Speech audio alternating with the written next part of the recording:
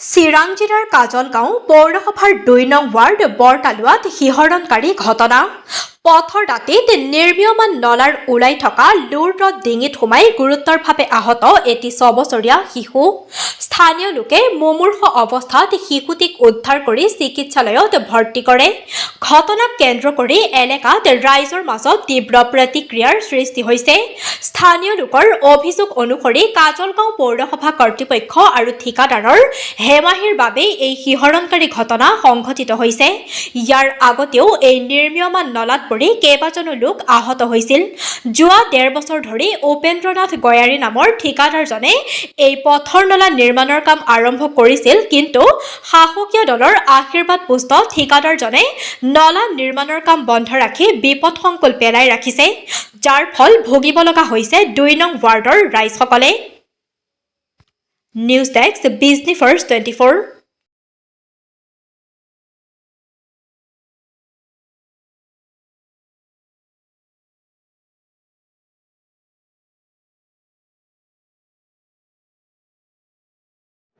ইতিমধ্যে বাচ্চাটো কি হ'ল আপোনালোকে ক'লে।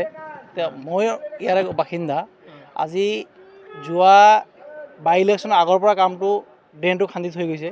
না মিস্ত্ৰীবিলাকে পঠাই কণ্ট্ৰাক্ট ঠিকাদাৰে, না ইয়াতে কোনো বস্তু বাহিনী যোগান আছে।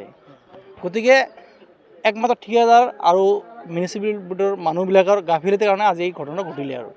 আৰু এইটো নহয়, অকল এইটো বাচ্চা নহয়, যদি অনাগতত ঠিক নকৰে ইয়াত আৰু ডাঙৰ ডাঙৰ এক্সিডেণ্ট হোৱাৰ সম্ভাৱনা আছে। কাৰণ এইটো পানী যোৱা বন্ধ হৈ যাব। তাৰ ভিতৰত মানুহ এইটো যাতায়াত বহুত হয়, সদায় যাতায়াত কৰে, ল'ৰা ছোৱালী স্কুলত আপ ডাউন কৰে, মানে বহুত ৰিস্ক হৈ আছে। আৰু আমি বিভাগীয় কৰ্তৃপক্ষক আহ্বান জনাওঁ যাতে অতি সোনকালে আমাৰ এই বস্তুটো ঠিক কৰি দিয়ে। আৰু বাচ্চাটোৰ বৰ্তমান কি অৱস্থা? বাচ্চাটোৰ বৰ্তমান গুৰুতৰ অৱস্থাত হস্পিটেলত আছে। তেখেতৰ লগত গাৰ্জেন গৈছে, কিন্তু আমি লোকেল ইয়াত আমি ডিমাণ্ড জনাওঁ যে বাচ্চাটোৰ সম্পূৰ্ণ ক্ষতি বিভাগীয় কৰ্তৃপক্ষ হয় ঠিকাদাৰৰ পৰা দিব লাগে, নহ'লে টাউন কমিটিৰ পৰা দিব লাগে। কাৰণ দুখীয়া ঘৰৰ ল'ৰা এইজন। আৰু কিবা গোৱাৰী বুলি শুনি পাইছোঁ, উপেন্দ্ৰ গোৱাৰী। এইটো ড্ৰেইনটো কাম কৰিছে আপোনাৰ নৱেম্বৰ না তাৰ আগৰ পৰাই কাম আৰম্ভ কৰিছে।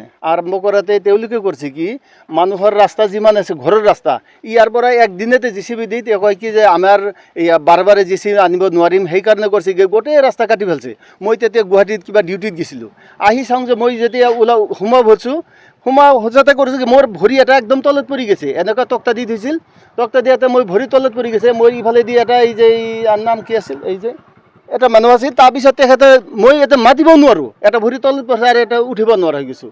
আহি ৰাতি আহিছিলোঁ, অহাৰ পিছত মই ক'লো যে এনেকুৱা কেনেকৈ কাটছে, মোৰ ঘৰৰ গাড়ীও ভিতৰত আছে। মই কি যে মই পুলিচত কাম কৰোঁ, ডিউটিটো হঠাৎ ডিউটিত যাব লাগে, গাড়ী চাড়ী আপোনালোকে ভিতৰত থৈ যে ৰাস্তাটো কাটি দিলাক, মোৰ গাড়ীটো কি হ'ব, আপোনালোকে ১ মাহতে কাম কৰিব নোৱাৰে। কয় নাই আমাৰ 1 মাহতে শেষ হ'ব।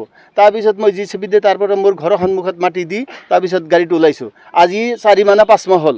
মই এতিয়া 2 মাহ পিছত মই যেতিয়া ইঞ্জিনিয়াৰক ফোন কৰিলোঁ, ফোন কৰোঁতে কয় যে নাই আমিতো ডেডলাইন আমাৰ ডিচেম্বৰত দিছিলোঁ, তেওঁলোকক 1 মাহ এক্সটেনশ্যন কৰা হ'ল। তাৰপিছত মই আৰু ক'লোঁ যে আপোনালোকে যে কামটো কৰিব দিছে আপুনি ফিল্ডত আহে না নাই, কয় মইতো আহোঁ। আহি যদি তেনেহ'লে পাকাৰ কামত আজিলৈকে পানী নোহোৱাকৈ কেনে কাম কৰে, পানী নোহোৱাকৈ কাম কৰিব নোৱাৰে। আজিলৈকে এই ড্ৰেইনগিলান যে বনাই গৈছে, 1 টপা পানী দিয়া নাই। ৰাস্তা ঘাটগিলান যিমান কৰিছে গোটেই ৰাস্তাটো কাটি এনেকুৱা মানে ধূলাবালা কৰিছে, গোটেই সৰু সৰু বাচ্চা যিমান আছে চব বেমাৰ হৈ গৈছে এই ধূলাবালাত। একদম চাব আপুনি যে যিমান ঘৰ বদোৱাৰ আছে চবতে খালি ধূলাই এই মাটি। তাৰপিছত ইঞ্জিনিয়াৰৰ নামটো নাজানো, কিন্তু নাম্বাৰটো আছে মোৰ তাতে। তেওঁলোক মই 4-5 দিনে ফোন কৰিছোঁ। ফোন কৰাতে তেওঁলোকক কয় কি যে আমিতো কৈ আছোঁ, তেওঁলোকে নামানে। তাৰপিছত এই লেবাৰগিলানে যেতিয়া চাব কণ্ট্ৰেক্ট দিছে তেওঁলোকক কৈছোঁ, কয় কি যে আমি পইচা নাপাওঁ, পইচা নাপালে পইচা পাইছে নাপাইছে সেইটোতো আমি নাজানো। যদি পইচাই পোৱা নাই তেনেহ'লে কামটো কি শুৰু কিয় কৰিছে, তেনেহ'লে পইচা পাই কৰিব লাগিছিল।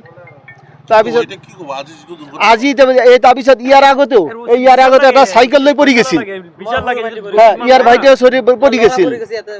তাৰপিছত এইটো ঘৰত আৰু এটা ল'ৰা এই যে কালু বুলি নাম, তাৰ ল'ৰাটোও পৰি গৈছে চাইকেল লৈ। তাৰপিছত আমি ক'লোঁ যে এনেকুৱা আপোনালোকৰ ৰড চড ওলাই থৈ গৈছে, তেনেহ'লে এইবোৰ মানে যিখিনি কাম কৰে লগে লগে ক্লিয়াৰ কৰি যাব লাগে।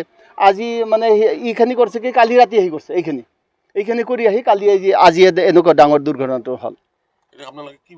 এতিয়াতো আমি ভাবিছোঁ যে এইটো যদি মানে সম্পূৰ্ণ এই ল'ৰাটোৰ মানে হস্পিটেলৰ পৰা আৰম্ভ কৰি মানে যাৱতীয় খৰচ যদি বহন নকৰে তেনেহ'লে কামটো কৰিব নিদিম।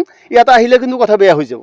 পাব্লিক একদম পুৰা হেৰি আছে, তাৰমানে কামটোতো বেয়া কৰিছেই, তাৰপিছতো মানুহগিলা এনেকুৱা আমাৰ মানুহে এনেকৈ ক্ষতি কৰিব এনেকুৱা কৰিব নিদিওঁ না